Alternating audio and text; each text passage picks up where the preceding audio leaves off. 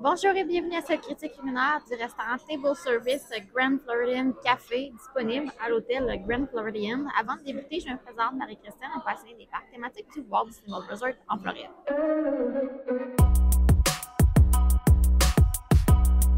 Alors, pour ce petit déjeuner, si vous restez au Grand Floridian, c'est au premier étage du lobby. Sinon, si vous restez à un autre hôtel, par exemple au Polynésien ou au Contemporary Resort, vous allez pouvoir venir ici en monorail. Et sinon, si vous restez à un autre hôtel, on doit se diriger au Magic Kingdom et ensuite vous avez le choix de soit les bateaux ou bien le monorail ou marcher du Magic Kingdom jusqu'au Grand Floridian. Pour ma part, je suis partie du All-Star Movies et ce que j'ai fait, c'est j'ai pris l'autobus du All-Star Movie jusqu'au parc thématique Animal Kingdom et ensuite j'ai transféré en autobus pour le Grand Floridian.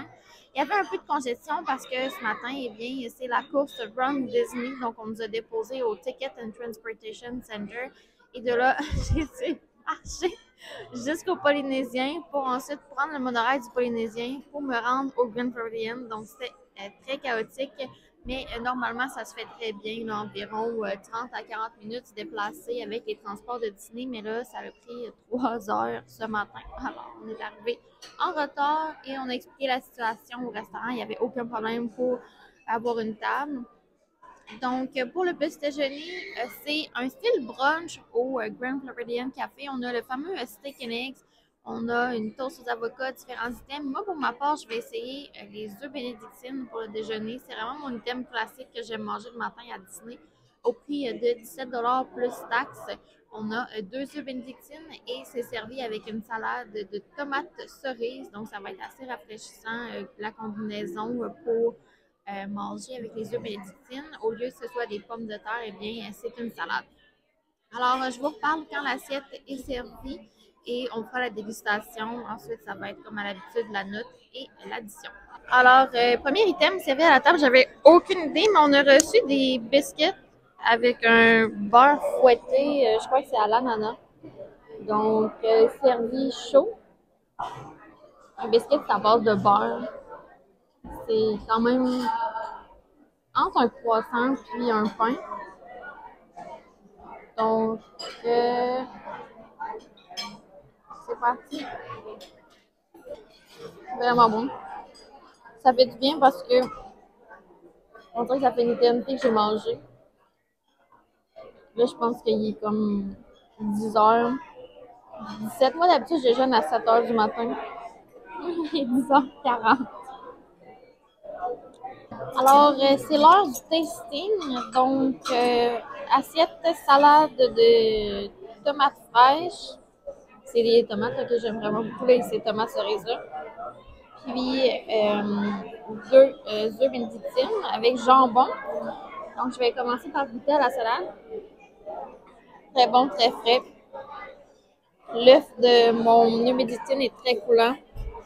Super beau. C'est servi avec du jambon. Je crois pas qu'il a été poêlé, mais il est chaud. En plus, en ce moment, là, j'ai tellement faim, c'est vraiment bon. Donc, je mange tout ça et je vous reparle quand on va avoir l'addition. Mais super petit déjeuner. Alors, on vient de recevoir la facture.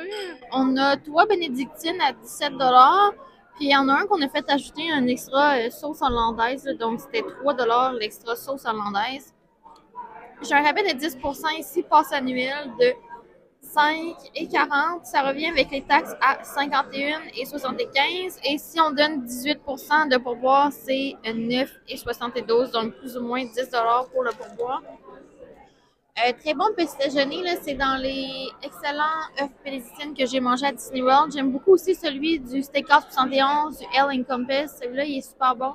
Ce que j'ai particulièrement aimé, c'est que l'accompagnement, c'était la salade de tomates cerises et c'était vraiment succulent.